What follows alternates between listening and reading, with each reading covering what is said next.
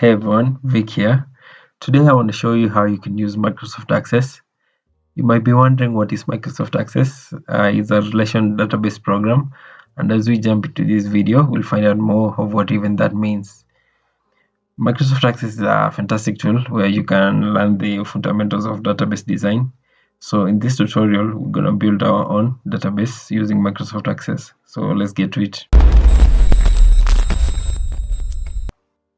I've been meaning for a long time to create a database for the Victor Cake Company to track our orders. So we'll be starting off by creating tables, then we'll go ahead and create an order entry form. This way other people can come in and add data to our database. Then we'll write a query so we can extract interesting insights from our data. And at the very end, we'll create a report so we can share some of those insights with others. To get started with Microsoft Access, go ahead and launch the application and it will drop you on this start page. So to get started, let's click on this blank database and it will open a dialog where you can type in the file name. So I'm gonna call this cake orders and let's click on create. This now drops us into a new Access database, and before we jump in, I do want to orient you to the experience and just talk about a few terminology. Over on the left side, we can see that Access created table 1, and we're gonna start by building table 1 first. And like I said, I want to track orders for the Victor Cake Company, so we'll use table 1 to track customers' information. Also over here on the right, if you ever used Microsoft Excel before, this probably looks familiar. We have all these different cells.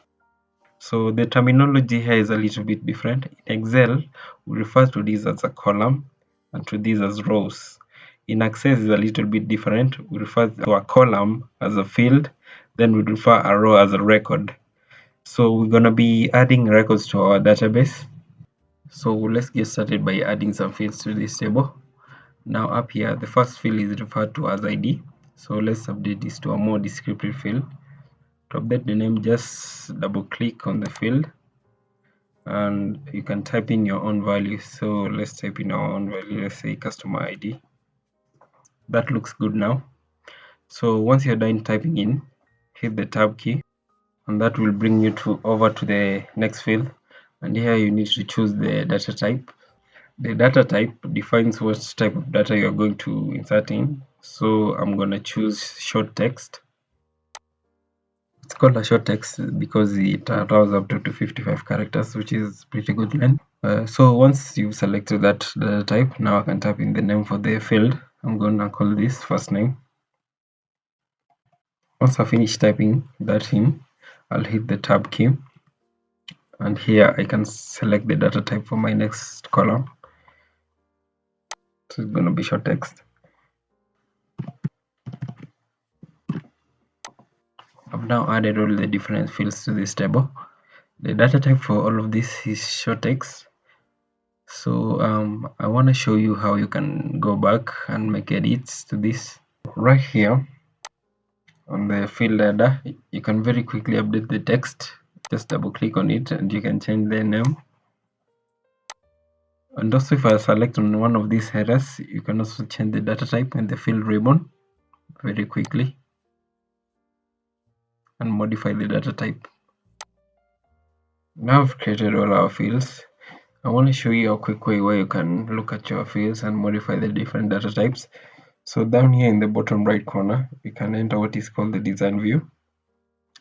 So when I click on that, first I have to name my table. So I already renamed my table to customers. This now drops me into the design view and you can see all the different field names. So you can also add field names here. So this actually is a pretty quick way where you can add additional fields. Also on the right hand side, you can verify what the data type is for each of your fields. So you can click and change it on each of the data type. On the right hand side, you can also add some description if you want some additional details. So let's jump back into the datasheet view by clicking on a datasheet icon. Okay, we are ready to start adding some records. So let's add some records. I'll key in my name.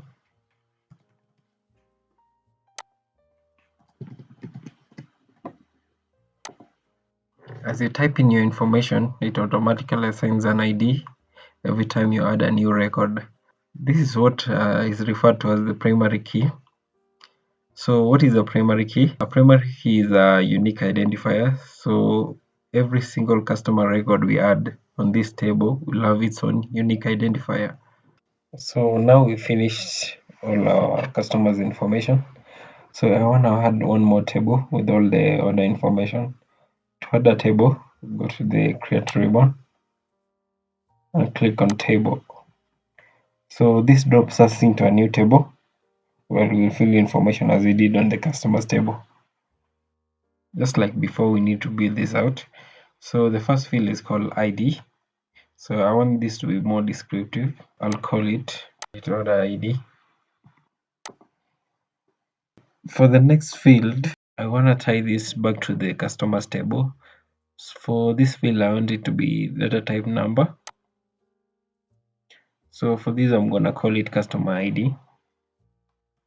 I want to add a few more fields for this one. So I want to include the order date, and a date is date and time. So we use the data type date and time. And here I'll type order date. So I'll add another field for the cakes ordered, and this one is going to be number data type. So I'll select number, and here I'll type cakes ordered.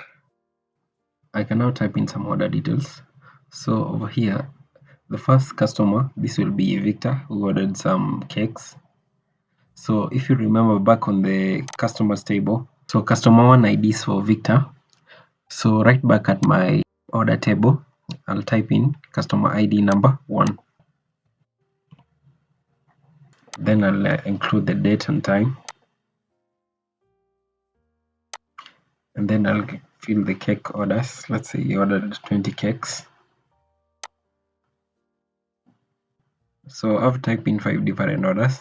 So once again, if you wanna rename this table, alternatively, I can also close this table. Click on close. It will ask me if I wanna save changes to this table, and I'll click on yes. So here you can rename your table. So I call this orders. Click on OK. So your table is saved as orders. Okay, so now I need to connect this customer ID to my customer table. So I'm gonna go to the database tools and click on relationships. So in this dialog box, you've been displayed with two tables, customers and the orders table. So you simply click on customers and you click on add, and also do the same for orders. Click on orders and add. So I've been displayed with my two tables in this view, and you can see all the fields in the two tables. So right up here, you'll see a key icon representing the primary key. So what I'm simply gonna do is you're gonna drop this customer ID to the customer ID on the orders table. So it will open a prompt where I can edit the relationship. So here I'm saying that this field is the same as this field on the orders table. Simply click on create, and you'll see there's a connection between the two tables. So after that, you simply click on close. It'll ask you whether you want to save the layout of the relationship. Simply click on yes. That's it. So far we've been entering data directly into this table. So we're going to create a form that makes entering data easier. So over here on the left side, I'm going to click on the customers table. Then I'll click on the create ribbon. Then I'll simply click on the form. And this drops me into a new form. So this will be a lot easier for others to come in and add information.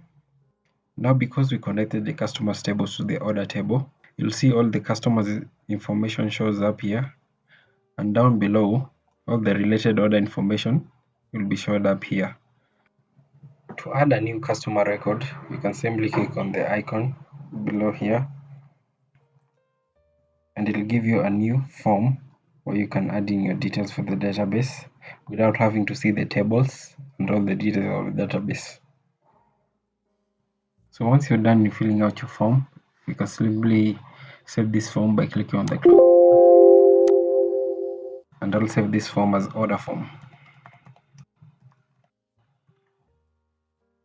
So right here you'll see my form has been saved as order form. So you can simply click on it every time you want to add a new record. Now, much of the database power comes from being able to run queries. So to create a query, let's click on the create ribbon, and I'm going to click on query design. So right here, a dialog box pops up. So I'm going to add like both customers table and orders table to this query view. Simply click on the customers order, click on add, and also do the same on the orders table. So I'm going to extend this to view all my fields. Now right here on the query design view, you can do things like, for example, for a specific customer, show me all the orders. So they're going to be needing things like what is the customer's name, where to send the orders. So in my first table, I'm going to use their first name, their phone number, their city, country. And in my second table, so they're going to need all this information to send the cakes to this customer. And the warehouse crew is also going to have to know what is the order date, how many cakes I've ordered.